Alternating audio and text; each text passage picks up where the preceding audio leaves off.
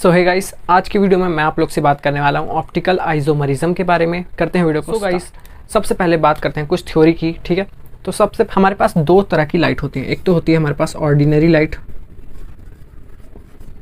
जो कि white colour की रहती है। ठीक है, वाइट कलर की लाइट में बहुत सारे वेवलेंथ रहते हैं, बहुत सारे कलर रहते हैं। ठीक है, आपने देखा होगा जैसे ही ये वाइट कलर की लाइट है, इसको हमने प्रिज्म से पास किया तो ये अलग अलग कलर में स्कैटर हो जाती है, अलग अलग विबग्योर। ठीक है, VIBGYOR, तो मतलब 7 कलर में ये स्कैटर हो जाती है। तो मतलब white light is a combination of 7 lights. ठीक है, इतना समझ सकते हैं। इसमें बहुत सारे अलग अलग वेवलेंथ की लाइट रहती है, तो इस तरह की लाइट को हम लोग बोलते हैं ऑर्डिनरी लाइट। ठीक है, जिसमें बहुत सारे वेवलेंथ का मिक्सचर रहता है। अब बात करते हैं मोनोक्रोमेटिक लाइट के बारे में। ठीक है, मोनोक्रोमेटिक लाइट, ये वर्ड आपने बहुत ही सुना होगा, पर इसका मतलब अगर नहीं पता है तो आज पता चल जाएगा। ठीक है, ऐसी लाइट जिसमें सिर्फ एक ही वेवलेंथ हो, ठीक है,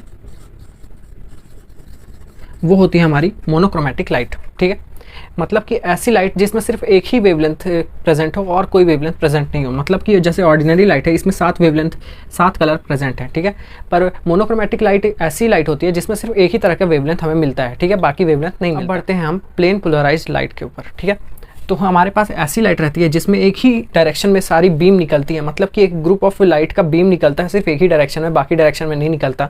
जैसे कि ये मान लो ऑर्डिनरी लाइट है जो कि चारों डायरेक्शन में, चारों हर प्लेन में, मतलब जितने प्लेन है मान लो चारों डायरेक्शन में या फिर 6 डायरेक्शन या फिर 8 डायरेक्शन में एकदम अलग से स्कैटर हो रही है अच्छे से। जैसे हम ट्यूबलाइट जलाते हैं तो वो हर डायरेक्शन में उसका प्रकाश फैलता है, पर जो हमारी प्लेन पोलराइज्ड लाइट रहती है वो सिर्फ एक ही डायरेक्शन में या फिर एक ही प्लेन में प्रकाश फैलाती है, बाकी जगह नहीं फैलाती।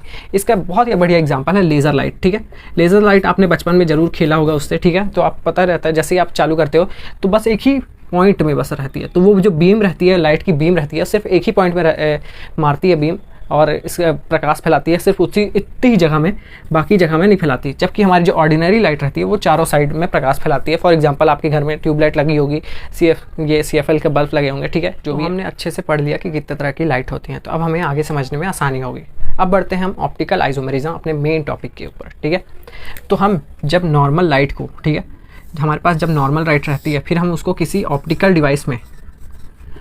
डिवाइस से पास करते हैं। फॉर एग्जांपल ऑप्टिकल डिवाइस है मेरे पास मान लो निकोल प्रिज्म। ठीक है, तो वो जो रहती है ऑप्टिकल डिवाइस से जब हम नॉर्मल लाइट को पास करते हैं, तो देखो अभी ये जो हमारी लाइट है ये सारे प्लेन में वाइब्रेट कर रही है। ठीक है, मैटर के साथ। तो ये जो हमारा निकोल प्रिज्म रहता है ये बोलता है लाइट को कि नहीं, तू सारे डायरेक्शन में वाइब्रेट नहीं करेगी, तू सिर्फ एक ही प्लेन में या फिर एक ही डायरेक्शन में वाइब्रेट करेगी।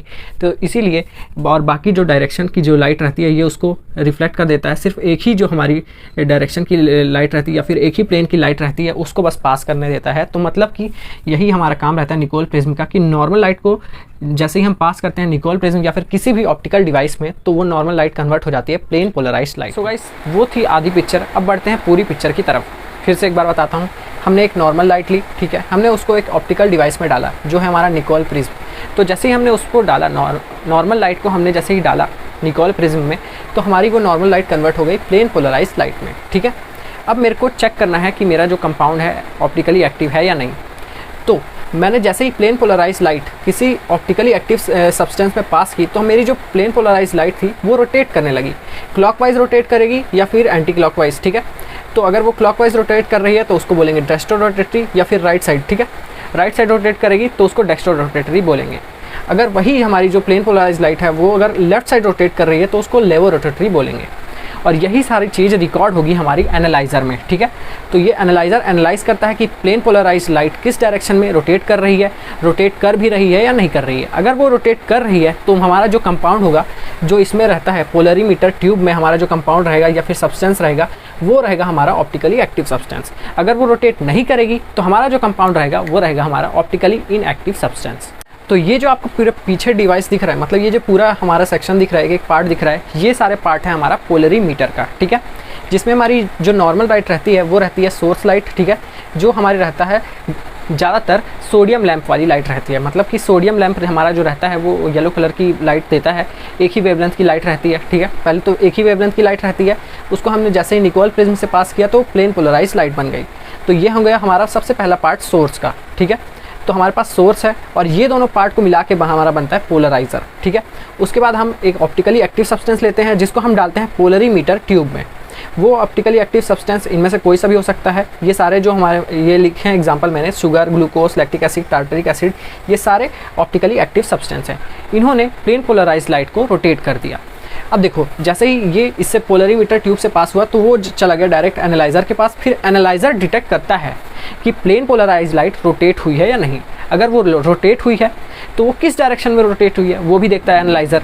अगर वो रोटेट हुई है राइट साइड तो वो एनालाइज़र बोल देता है ये है डेक्स्ट्रो रोटेटरी, ठीक है, सब्सटेंस। और अगर लेफ्ट साइड में रोटेट होती है प्लेन पोलराइज्ड लाइट तो एनालाइज़र बोल देता है ये है हमारी लेवो रोटेटरी सब्सटेंस, ठीक है। और ये ऑप्टिकली एक्टिव तो होगा ही अगर वो रोटेट कर रही है तो। और अगर इन केस अगर रेयर केस में अगर प्लेन पोलराइज्ड लाइट रोटेट नहीं करी कोई भी दूसरा कंपाउंड डालने के बाद, तो मतलब ये समझ जाना चाहिए हमें, या फिर कंक्लूजन यही निकलता है कि वो हमारा जो सब्सटेंस है वो ऑप्टिकली इनएक्टिव है। ये थी प्लेन पोलराइज्ड लाइट, ये रोटेट की। अब ये कितने एंगल से रोटेट की वो कौन देखेगा, वो हम ही को देखना पड़ेगा, ठीक है। तो वो जितने एंगल से रोटेट की उस एंगल को हम बोलते हैं एंगल डिग्री रोटेशन। इसको हम जनरली डिनोट करते हैं अल्फा से, ठीक है। अब वो प्लेन पोलराइज्ड लाइट को ऑप्टिकली एक्टिव जो हमारा सब्सटेंस था वो कितने स्पीडली रोटेट किया। अगर वो बहुत ही स्पीडली रोटेट किया तो उसकी कुछ अलग पावर होगी, और वो धीरे धीरे रोटेट कर रहा है तो कुछ अलग पावर होगी, ठीक है। तो वही रोटेशनल पावर, देखो वही लिखा है, rotational power of any substance is expressed by specific rotation, ठीक है। वही हम जो कितने स्पीड से रोटेट कर रहा है वो हम निकाल सकते हैं स्पेसिफिक रोटेशन से, जिसको हम डिनोट करते हैं कि ये देखो ब्रैकेट वाले अल्फा से, ठीक है। ये अल्फा हो गया, alpha is equals to alpha, ये angle of rotation, angle degree rotation upon L into C. L है हमारा लेंथ ऑफ पोलरीमीटर और सी हमारा concentration of solution in centimetre cube. तो मतलब कि कितने एंगल से रोटेट हुई उसको हम डिनोट करेंगे अल्फा से, और कितने पावर से रोटेट हुई उसको भी हम डिनोट करेंगे अल्फा से, पर वो अल्फा रहेगा हमारा स्पेसिफिक रोटेशन, ठीक है। इसको हम बोलेंगे स्पेसिफिक रोटेशन। सो गाइस ये जो टॉपिक है, ये लास्ट वाला जो टॉपिक है, ये उतना नहीं पूछा जाता, पर फिर भी एक बार अगर गलती से आ गया तो हमारा जो स्पेसिफिक रोटेशन जो हमारा अल्फा रहता है वो इन सारी चीज़ों में डिपेंड करता है, ठीक है। नेचर ऑफ कंपाउंड, कि हमारा जो कंपाउंड है हमने पोलरीमीटर में कौन सा कंपाउंड डाला है उसके नेचर पर डिपेंड करता है, उसके टेम्परेचर पर डिपेंड करता है। ये कंपाउंड को हमने एक्वा सॉल्यूशन में डाला है, ठीक है, ये लिक्विड में किसी के साथ मिला के ही डाला है, ठीक है, उस पर डिपेंड करता है। नेचर ऑफ सॉल्वेंट पे डिपेंड करता है कि हमने उसको किसके साथ मिला के डाला है वो कंपाउंड का, उस पर डिपेंड करता है। लेंथ ऑफ ट्यूब पे डिपेंड करता है कि ये एक ट्यूब है, ठीक है, इसके लेंथ पे डिपेंड करता है, और इसके वेवलेंथ पे डिपेंड करता है कि हमने जो नॉर्मल लाइट ली थी उसकी वेवलेंथ क्या थी, ठीक है, उस पर डिपेंड करता है। तो स्पेसिफिक रोटेशन या फिर रोटेशनल पावर हमारी ये सारी चीज़ों में डिपेंड करता है। अगर ये कहीं पे आपसे पूछ ले तो आप बताने लायक रहो, इसीलिए ये चीज़ डिस्कस कर दिया मैंने, ठीक है। मोटा मोटा ज्ञान आपको यही लेना है कि हमारा जो स्पेसिफिक रोटेशन रहता है वो रोटेशन पावर को दर्शाता है, और जो हमारा अल्फा है वो हमारा रोटेशनल एंगल को दर्शाता है, ठीक है। हालांकि दोनों ही अल्फा अल्फा है, पर ये जो अल्फा रहेगा, अगर अल्फा के बाजू में ब्रैकेट है, ठीक है, दोनों साइड ब्रैकेट है, तो आपको समझ जाना है कि वो जो अल्फा है वो स्पेसिफिक रोटेशन वाला अल्फा है, और अगर सिर्फ अल्फा दिया है तो मतलब आपको समझ जाना है वो एंगल डिग्री रोटेशन वाला अल्फा है, ठीक है। सो गाइस ये था एक छोटा सा वीडियो ऑप्टिकल आइसोमेरिज्म के ऊपर। अगर आपको अच्छा लगा ये वीडियो तो इसको लाइक कर देना, चैनल पे नए हो तो चैनल को सब्सक्राइब कर दो। मिलते हैं नेक्स्ट वीडियो में, तब तक के लिए बाय बाय।